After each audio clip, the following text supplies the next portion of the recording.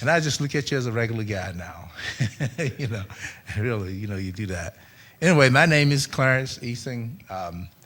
I'm originally from Gates County, North Carolina. That's where I was born, in the South. And I grew up in Gates County was a small town, very small town. I think I was about 10 or 11, and we moved to a bigger city called Elizabeth City, North Carolina.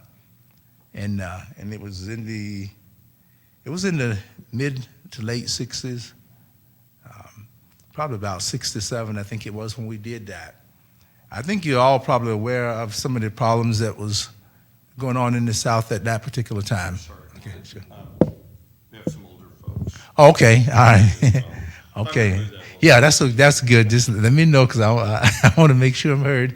And so we moved to Elizabeth City, and lived out in the country. So we never really went to the city much. But there was something going on at that time in this country. I'm sure some of you older men knows what that was. That was prior to the civil rights movement.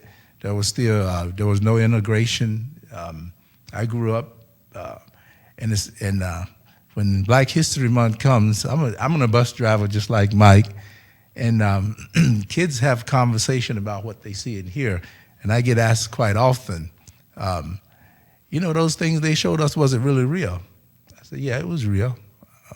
So how do you know? I said, because I lived through that, and some of the things you saw, I said, yeah, I've seen those, and so I understand somewhat about that, but that was then, and this is now.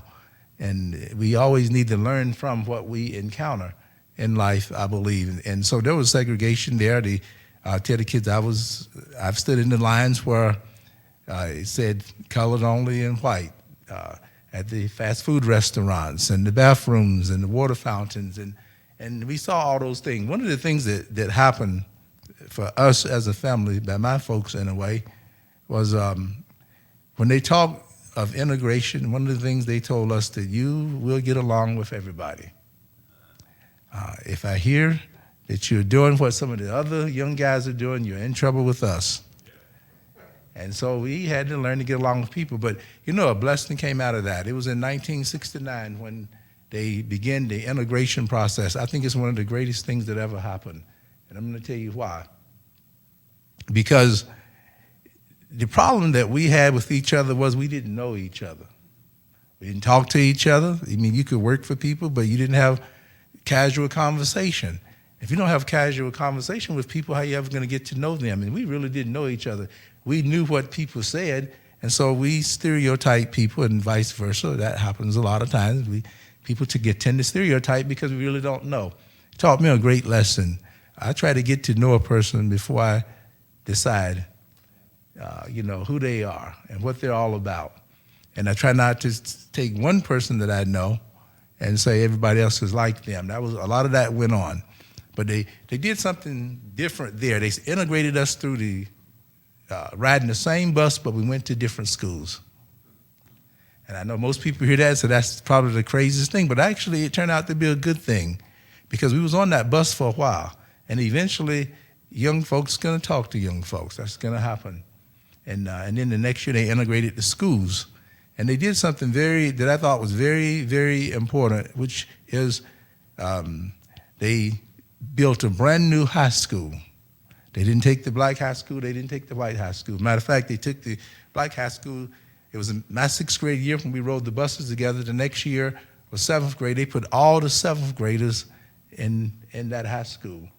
And we really got to know each other. We asked each other the questions. We thought about things. And it was really different. And I heard a lot of things that I was told that wasn't accurate. And I'm sure it happened the same way on the other side. And so we developed some friendships. And you're always going to find some that's not going to change. And you can't change people. You can change yourself. And my philosophy and what I had been taught was you get along with everybody. They're people, they're human, they're just like you.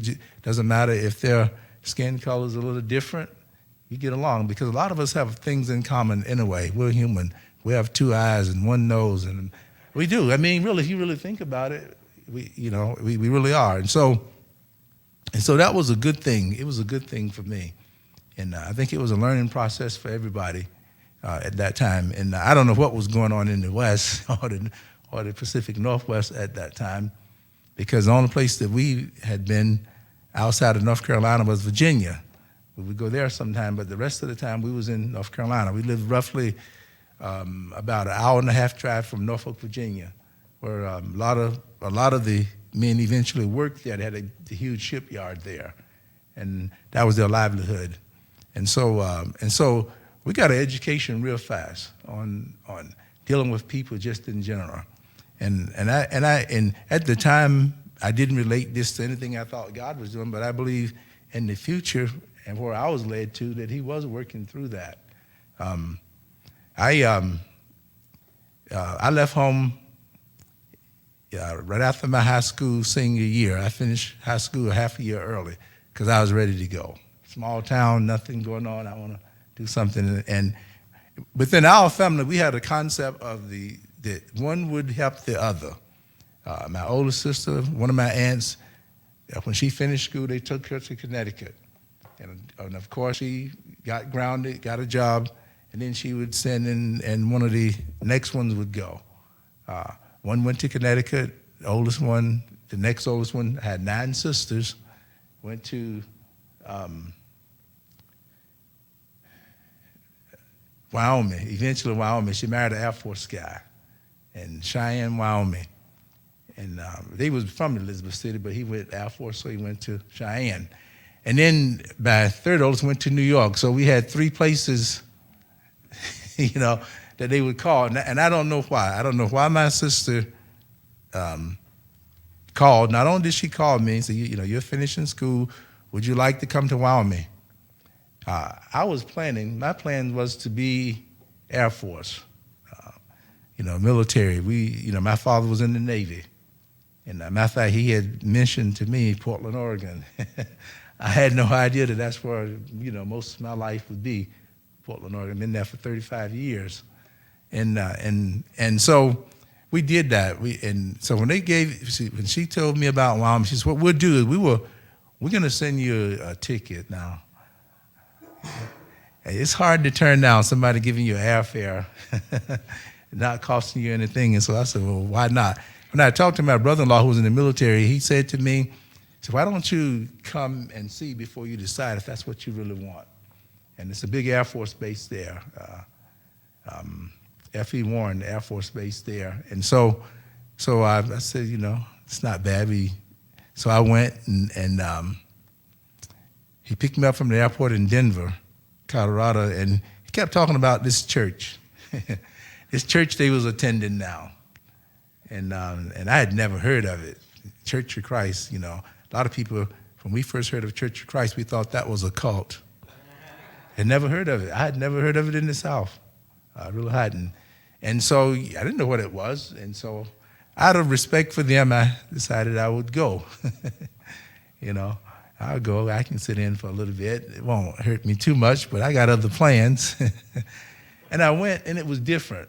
It was really different from anything I had heard religious-wise. It was understandable. You could understand what the preacher was saying, and things began to make sense. And so to cut a long story short, I got there at right after the New Year, first part of January, and I had become a Christian. I became a Christian the first week of February.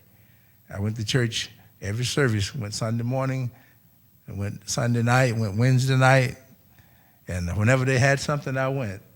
And I was interested, and so I ended up beginning the Bible study. The church there hadn't been planted too long.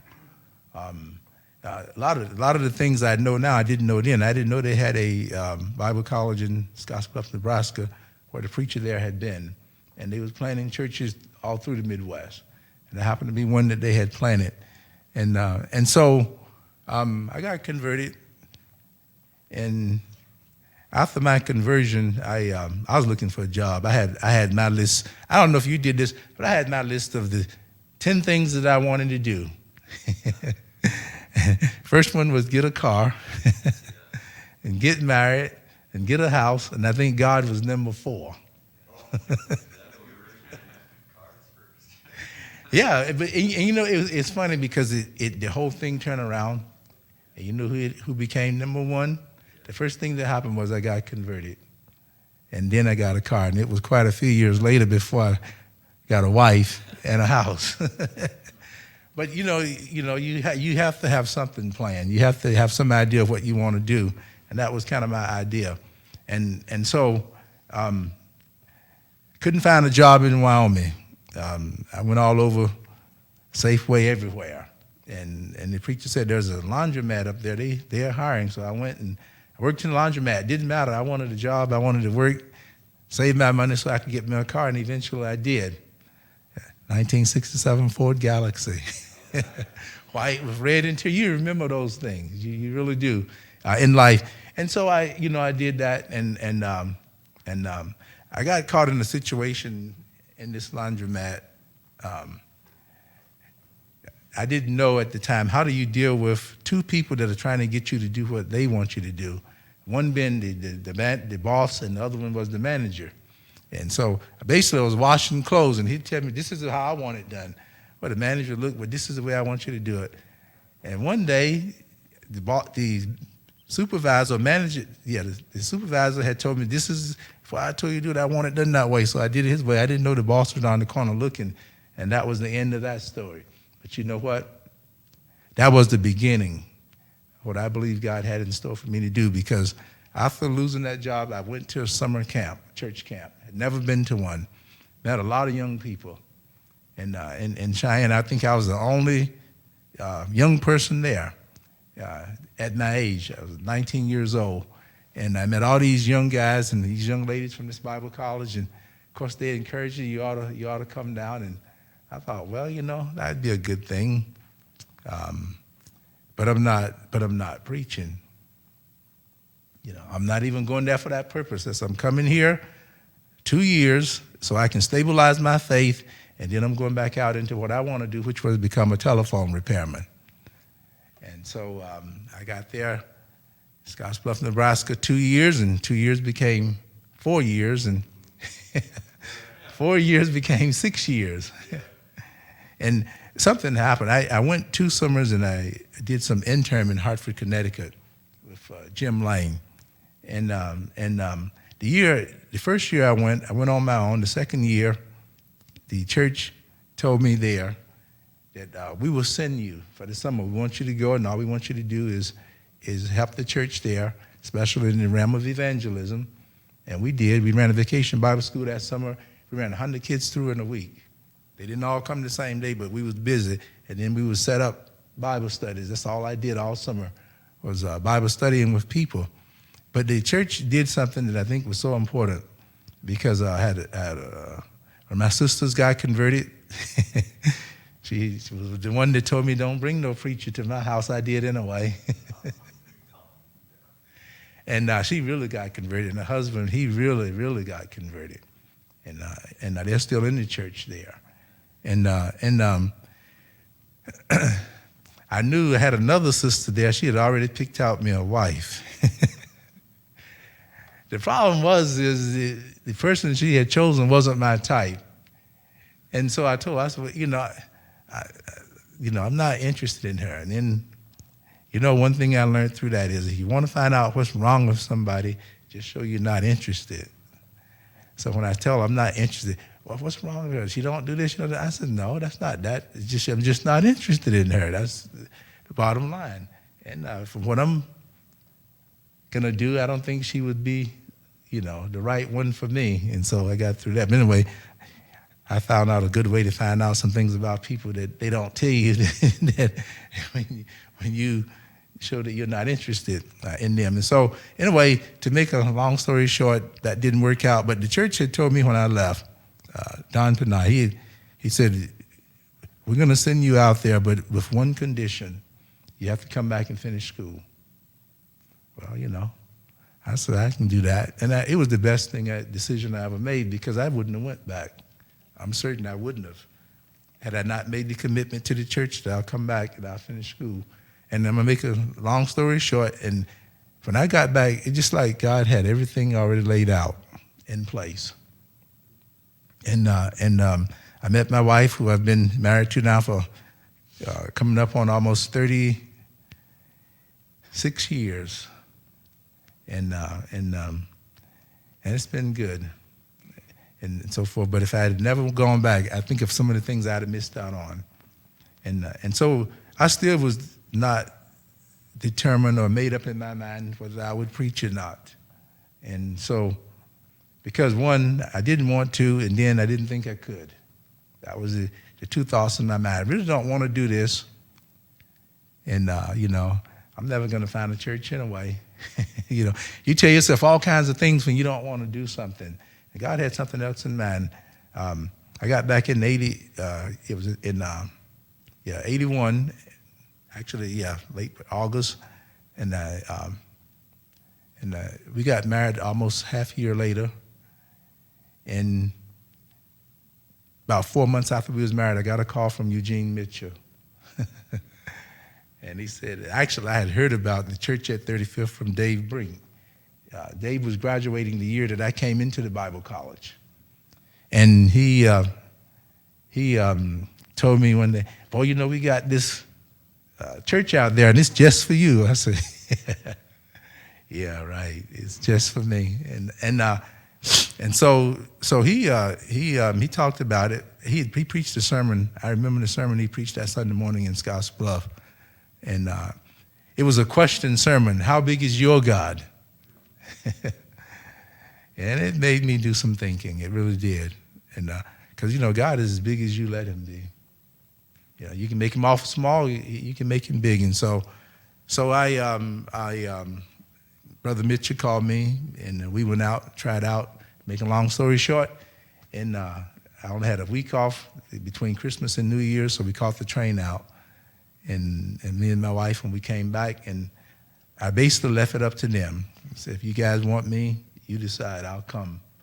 And so in February, he called me and said, we want you as soon as you finish with school. So as soon as I finished school, we loaded up the U-Haul, and we came out. And we've been there since then, to make a long story short, in a way. And so, it was in 1982, June 82. And I came to Oregon. I had all my rain gear, and it was probably one of the hottest days they had, and it was no rain. Because I had heard it rain here all the time. And so it was quite interesting, and so forth. And I told them something when I was there that Sunday. They did something that I was totally not expecting. I preached that Sunday morning, and I had my best two sermons Sunday morning, and I had the one for Sunday night. Sunday night, came into the evening service, and they said, we're going to ask you questions. We don't want you to preach. We want to ask you questions. And the whole congregation is about 25, 30 people, and most of the folks that came that Sunday night was older folks, and they asked questions. And one of them questioned the fact that you're awful young,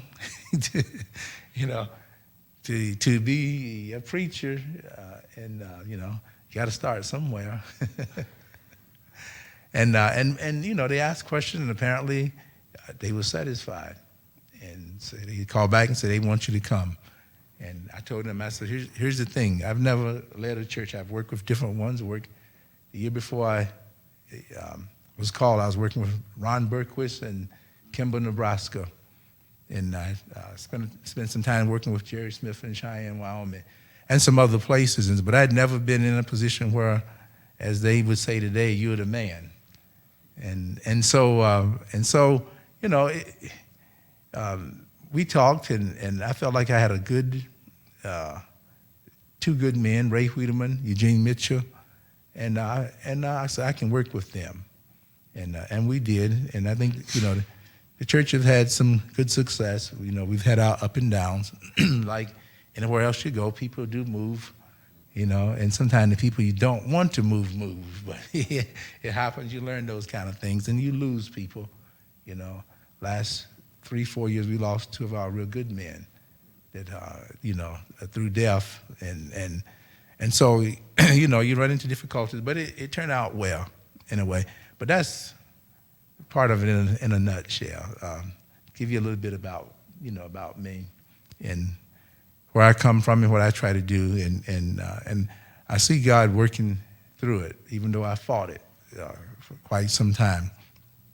But the church there, matter of fact, several attempts was made to start the church there. I talked to Brother Mitchell if he would have been feeling better, and do pray for him. He's having some heart issues, and as much as he could recollect, he was telling me a little bit about the how the church was started. They made several attempts. Eugene and his wife and their family actually was attending Duke Street, and so they first tried to start a church in North Portland, the Piedmont area. Matter of fact, there's the building that they used to use. I think they actually bought the building when they first attempted to build a church over there in that area, start a church, and it was in the Piedmont area.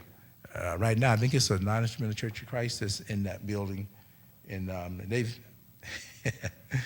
A few years ago, I got a letter from them, and they said now they accept us as a church.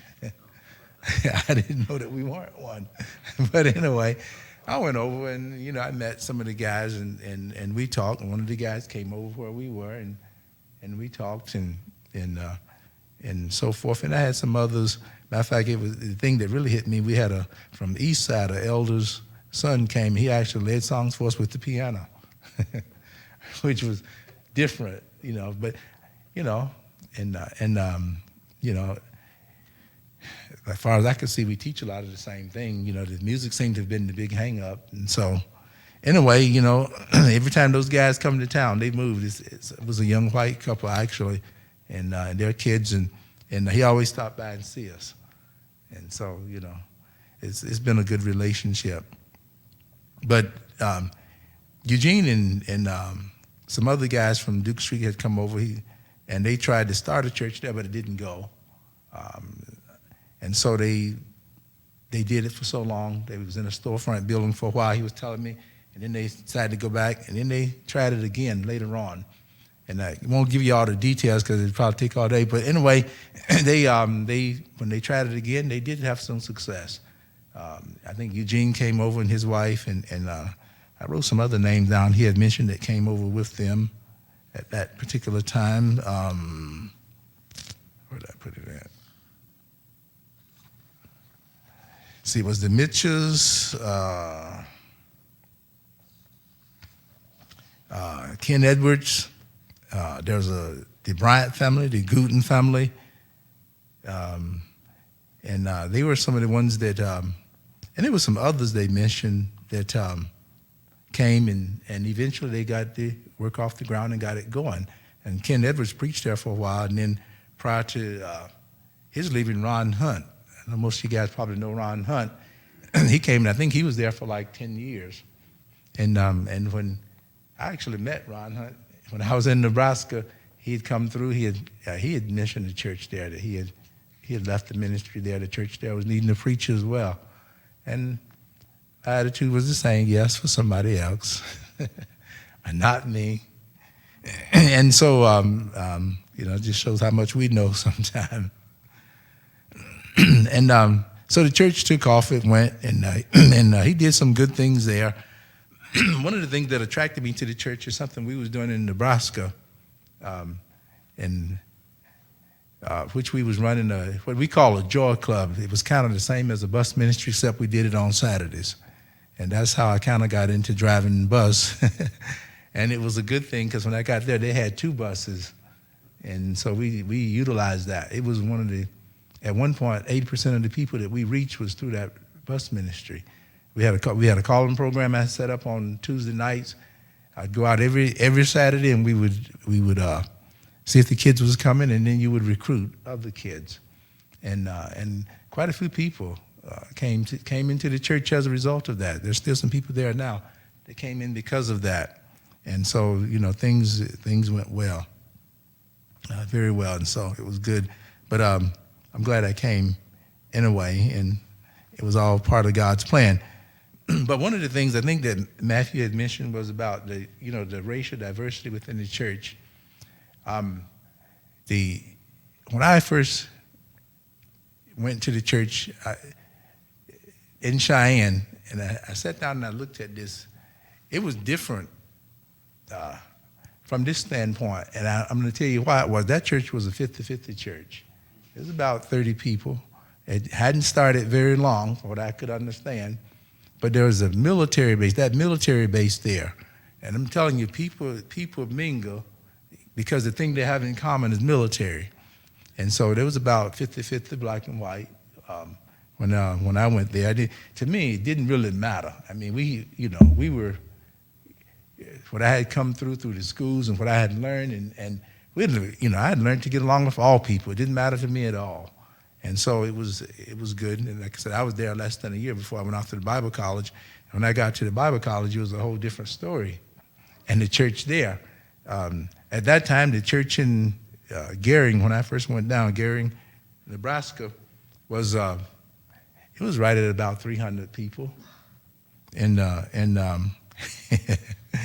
and I looked around, and very few. Matter of fact, I don't remember. There's one black person there. It didn't matter to me.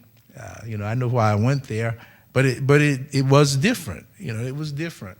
And he was married to an Indian lady, which didn't bother me. But and so, a lot of people, especially when you begin to evangelize and you start inviting people, that's one of the things that a lot of people take note of quite often. And so, when you look at the scripture, there should be some diversity race-wise within the church. And I'm not saying that's the only reason you go after people. You take advantage of every opportunity God gives you. I've baptized people, I don't know from how many different races. People want to hear the truth. I try to teach them, and if they want to respond, they respond. I don't care about the race. It doesn't bother me at all. People are people, and there's good people in every race, and there's bad people in every race. And sometimes the mistake that is made, and I tell this to the young people all the time. I say one of the things that you do when it comes to people, you don't do this when it comes, if you want a successful business, you don't look at the worst thing about that business. You look at the best thing.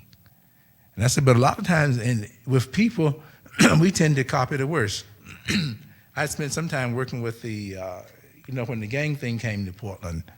And now in Portland, there's probably every race has some kind of gang there. Why that? It doesn't make sense. And, they dressed out, and that's, why look at the worst part instead of trying to look at the good part, of people. And I think that's so important. And so, the church in the Bible, especially in Antioch, it was a racial diversity church. And I tell people of that. And if God wanted that way, it's going to be. We're probably right now, we're smaller, maybe. I like to look at people I know I can count on, and maybe 20 solid people you can count on. But you have a whole lot of people on the roster. They don't want to be taken off. You don't see them often sometimes. And we're probably about a 60-40. At one time we had about 4 different races there, which it doesn't really matter because we're all Christians in a way.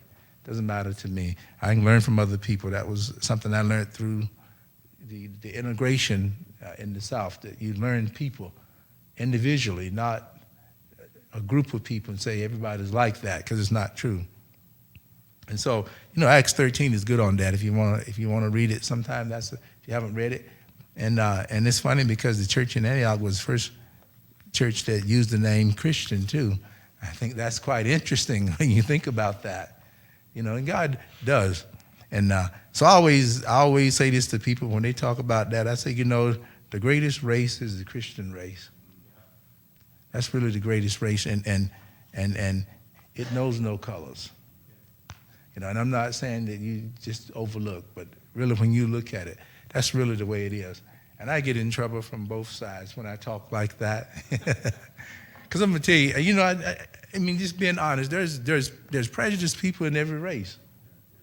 And don't misunderstand me when I say this, especially you older guys, but a lot of times it's the older people that haven't made that breakthrough. They really haven't. And it's important that if it's going to happen, that's what has to happen. and so forth. And I tell you a couple of things. Don't let me go too long,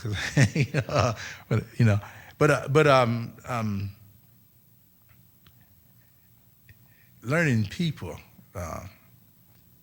and in the South, that's one thing that I would say I learned. Now, there's integration there, but it's an integrated desegregation. He said, "What do you mean by that?" I'll tell you. You go into a restaurant. Last time I was back home, you go into the restaurant and you got blacks, whites, anybody that want to be in there. But you look around and all the whites at this table, all the blacks at this table. Then there's a table where you got a mixture of people. They're out of town. They're from out of town. I can guarantee you they're from out of town. Now, they're learning. They are learning to start mingling. I talked to some people. They said even some of the churches having services together, some of the denominations. A few years ago, I was back there, and I was going to go to this. I said, "Oh, Church of Christ. I hadn't seen a Church of Christ here before." And somebody quickly told me, "Don't go there." I said, "What do you mean, don't go there?" That's where I go all the time. They said, "Well, they're not going to let you in." Well, I said, "That's fine. Then that's not a church as far as I'm concerned." And I don't know if they've changed. And I just, a lot of good things have happened in the South. There's been a lot of good changes. And so I guess maybe the next time I go, I'll look them up and see what happens. But I think we reach people. Whoever God leads you to teach, you teach them. And I tell folks that that's what's important to me. And so I don't try to just evangelize black people. I teach whoever wants to be taught, and share with them because it's important. But I'm going to say this, and I'm speaking from my own experience and perspective. I think the churches have certainly changed. I mean, we've had people that, they move, a church such and such. I said, sure, go over there. And sometimes I get that feedback there, but I ain't hollering no black. Well, maybe that's why you're supposed to be over there. It has to start somewhere.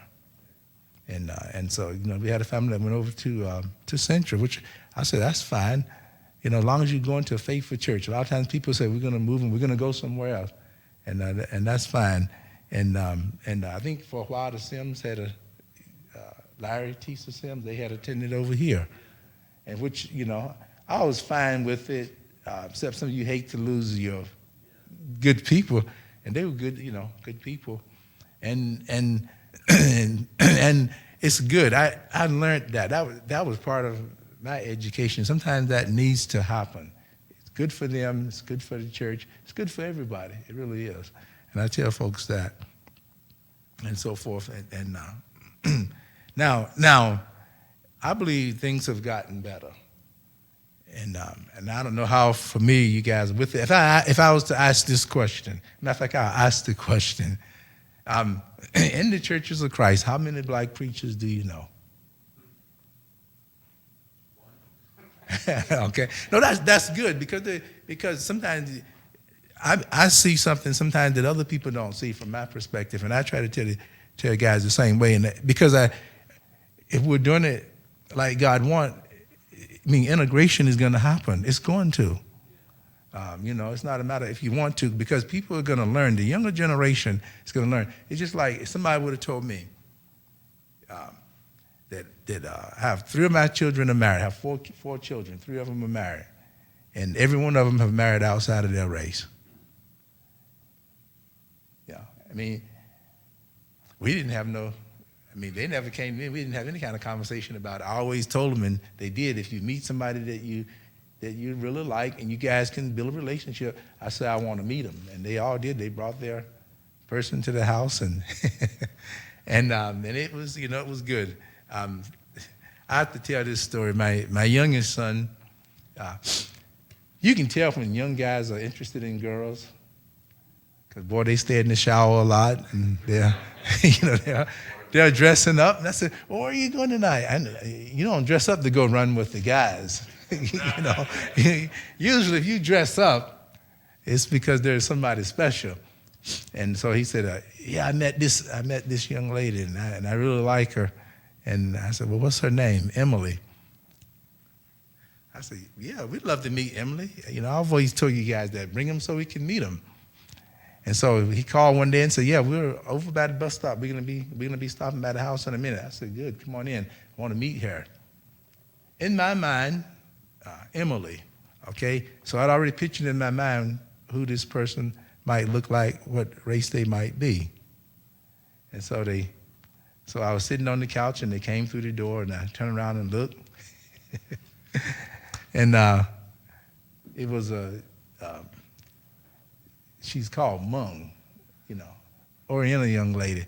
Because my thinking was, Emily, that's probably a white young lady. And so I had to, okay, don't act too surprised, you know what I'm saying? Because I didn't want them to get the wrong thought. But that was okay. I mean, it was okay, but it was just, you know, it was different. You know, we associate names with people. We do that, you know. And, I mean, there are certain names that black use, certain names that white use. You know what I mean. And so you associate that with that. And so I've always told him that, you know, if you're going to marry, you marry because you love the person, not because of the race of the person. And so that, you know, turned out good. But one of the things that the integration in the South did for me was it taught me to look at people as individuals. You know, we were stereotyped so much. I went into Nebraska, and one of the first questions I was asked, are you here to play basketball? Well, I don't know if I'm tall enough to play college basketball, but people would ask you that. I understood where it was coming from. That's all they know. That's all they've seen. And so I made it a point that I'm going to talk to people. They ask questions, I'm going to give them answers from my perspective. And I went to work for a grocery store there in Scottsbluff when I was in Bible college, and the young children used to come up, and I was working in the dairy, and they would come up and talk. And kids are going to ask you what they want to know. And I didn't have any problem with that. Some people would have thought so. I did have a little fun with it at times. I had a kid ask me one time, he says, does that rub off? So I kind of put my hands on his face and started rubbing. And I said, oh, you're turning. Boy, he hurried up and ran to the mirror and had to see him. But the idea was, look, you know, this is my skin color. You know, no, it doesn't rub off on anybody because, you know, they hear all kinds of things. But it opened up some doors. Parents would come and they would talk. And you still have your people that's not going to accept the change. I had moved up. When you moved up in the business, they give you a jacket and your name. And so you're checking and you're in the front end. And I had a lady come up one day and she said, oh, no, you're not. I stopped and I said, what is this lady talking about? I'm not. So then it hit me. She was saying, you're not supposed to be doing that. You're not supposed to be in that position. I said, see my coat? See that name across there? I said, that's me. And change her thinking, but you run into things like that, and it's how you deal with them as to the progress that you make. And I think it opened a lot of doors to be able to talk to people, just from that standpoint. I said, you can ask questions. I'll answer them, you know, as best I can, and then you can take it for whatever's worth, and so forth. And that's why I put that question out there, as because the truth of the matter is. It's not many, but there's been change, and there are more. I can tell you of 5 black preachers that I know that are preaching in churches of Christ. Jim Lane, Hartford, Connecticut. Hardy Blake, still in South Bend, as far as I know. James Arner, who's my brother-in-law, he's preaching in the church in Albany at this point.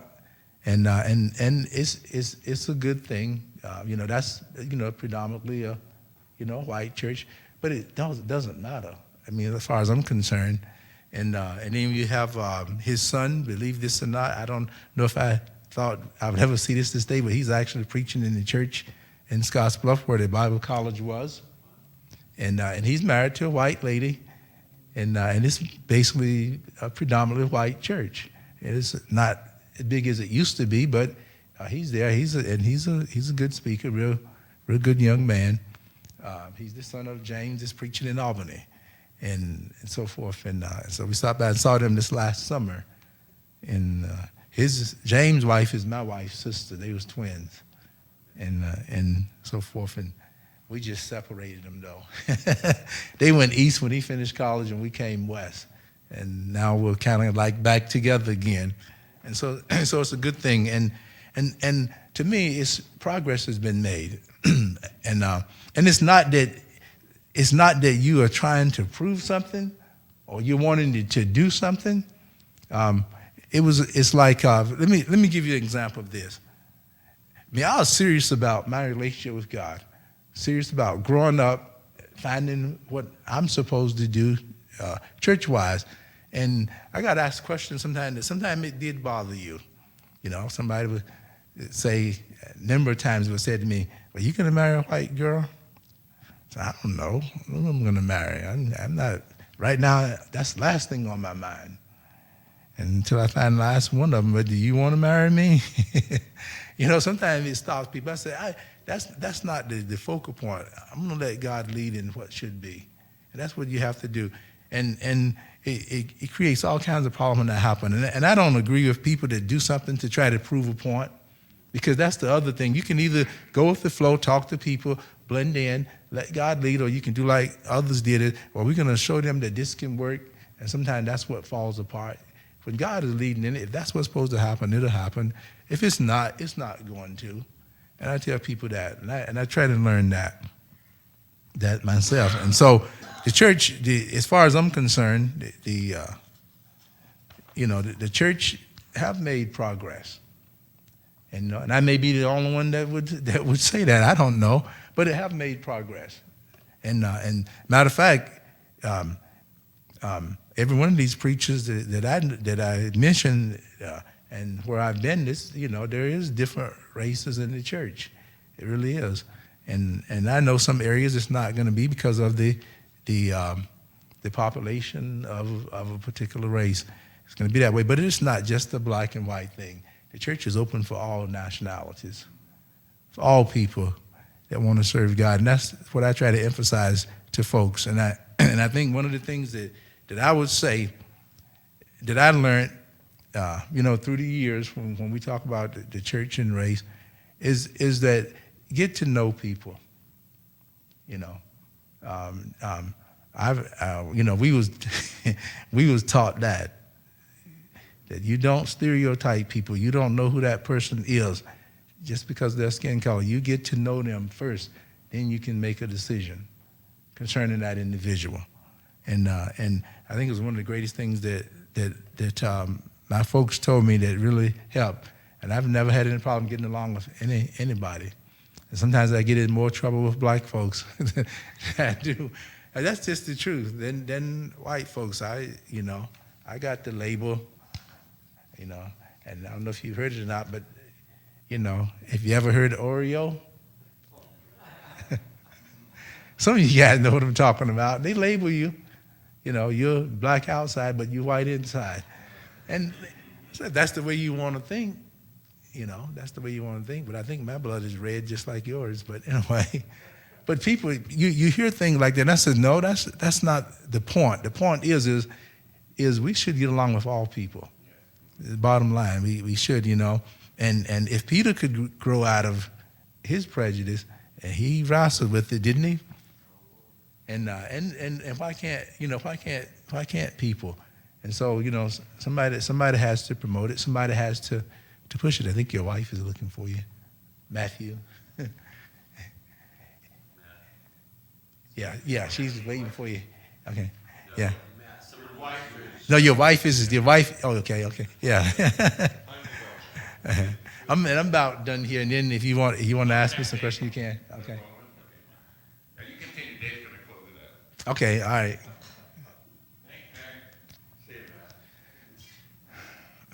And so the thing that I was mentioning about the what I learned through the integration from the world's perspective was it was that you have to get to know individuals, and And when people ask me the question, I say, yeah, I know good white people, I know good black people, I know good oriental people. So, I know good ones, and I know some bad ones too. And because you find it amongst all people. Not that they have to be, some people choose to be. And I sometimes even some of the older black that I wrestle with over the fact that I understand you saw a lot of things I never saw. Yeah, there's been some injustice. I understand that, but we live in a different time. We can talk about what was and what happened, or we can focus on what we'd like to see happen in the future. And it's what we do now that's going to determine that. My kids was in the school at Central, and they went on they took a field trip back to D.C. And they came back and they said, people was kind of looking at us like. I said, you know why? Because they're not used to seeing, blacks with whites like you guys. You guys play, you have fun, you're together. They treat you just like brothers and sisters.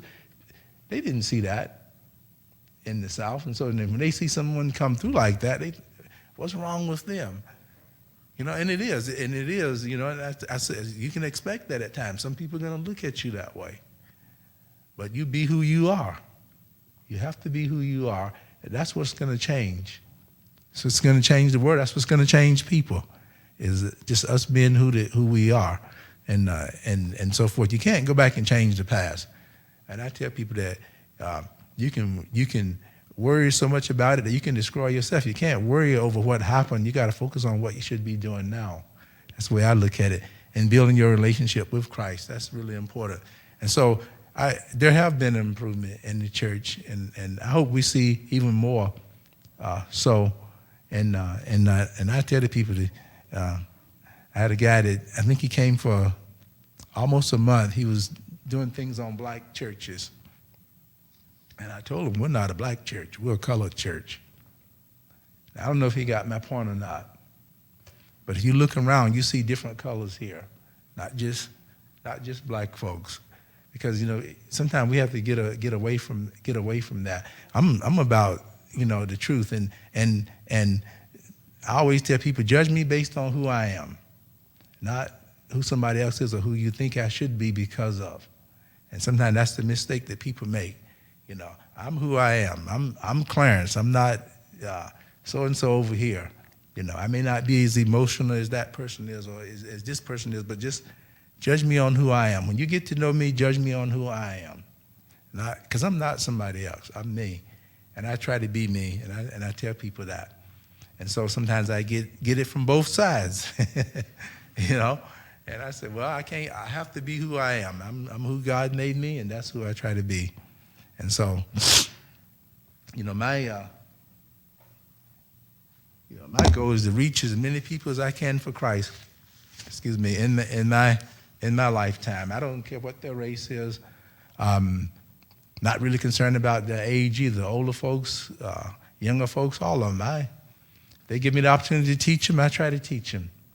And let them really know who Christ is. There's a lot of confusion in the world today.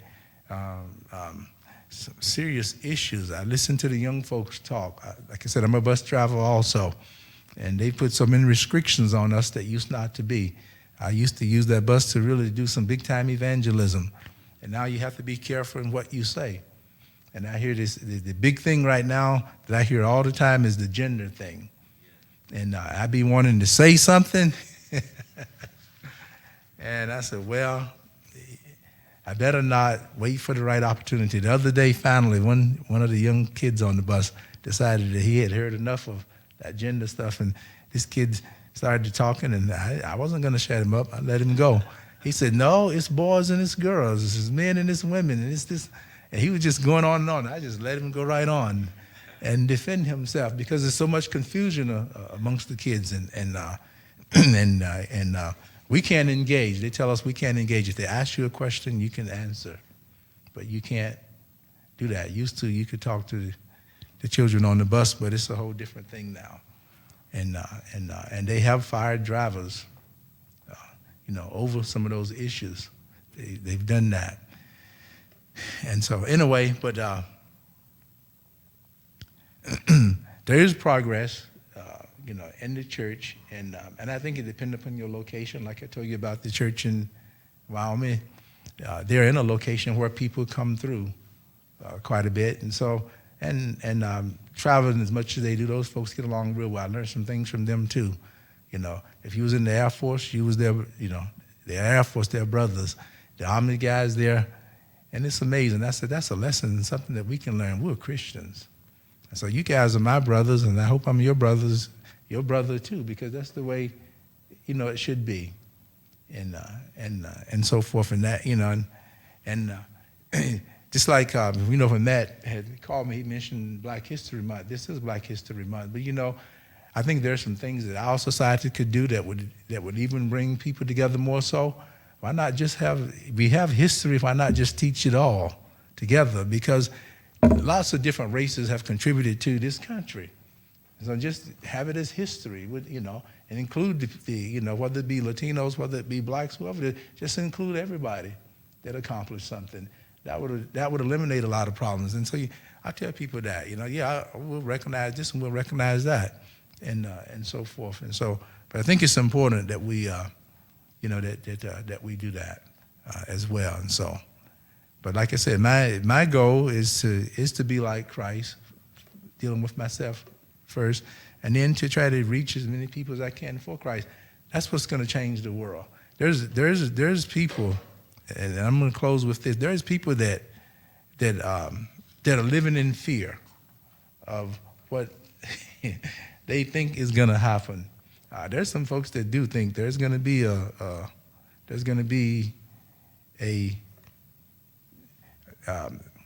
plainly put it, a race war or something. Especially some of the old folks I talk to sometimes. That those that really don't know Christ, and I says, I don't know. I don't worry about what may happen. If I'm right with God and my relationship is right with Christ, it doesn't matter. Eventually, we're going to leave here in a way, and I'm not going to focus on trying to defend something and then lose my salvation. I'm going to focus on if I'm right with God, it doesn't matter. If somebody shoot me, I'll be dead, but I'll still be alive. The way I look at it. Because he's going to raise us up. But people can get so carried away on that they lose sight of, the here and the now, and then they lose sight of God. God is bigger than all people, and he can deal with, there's nobody he can't deal with. He can take a guy and turn him, allow worms to eat him up and have another one eating grass like a cow. And sometimes we need to look at all the things that God can do. Why should I get all excited and over concerned about that? I can't control any of that. But I do know this, if God get a hold of a person, he can change their heart. He can change their mind. And hopefully he can change them, and then you'll see a little bit more unity. But there's always going to be differences among us, and there's nothing wrong with that. There's certain things I like, things I don't like, which is fine. Everybody have that right. It's nothing wrong with it. It just make your thinking broader sometimes, as long as there's nothing wrong with it. And so, anyway, I just wanted to share some of those things. I think that's what he wanted me to do, was talk about that. And it's been a while since I've been over here to Minnehaha. We're kind of busy in what we're doing, and church there, we're trying to get some things going, and maybe even bring back some things that we used to do, and it's a different world we're living in. It really is. People are so busy, and then the modern technology is, it's. You think people would get more done because they got.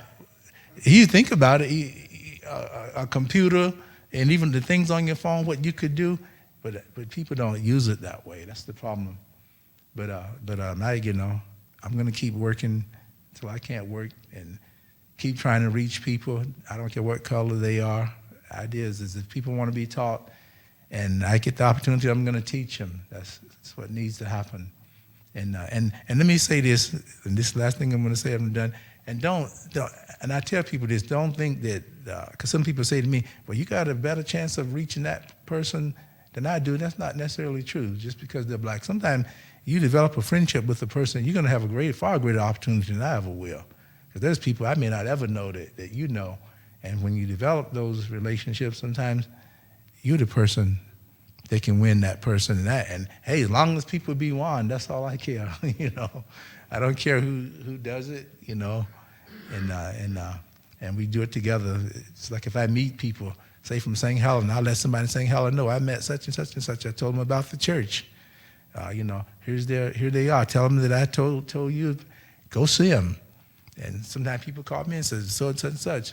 So I go see them if they'll see me. And one guy called up, and I think he was more trying to sell something than he was interested in the gospel. But I got a reference. They say call him, so I called him. And it happened. But that's what we're all about. Go into all the world, and we're to teach, baptize, and teach. And that's what we want to do. But anyway, thank you for the opportunity.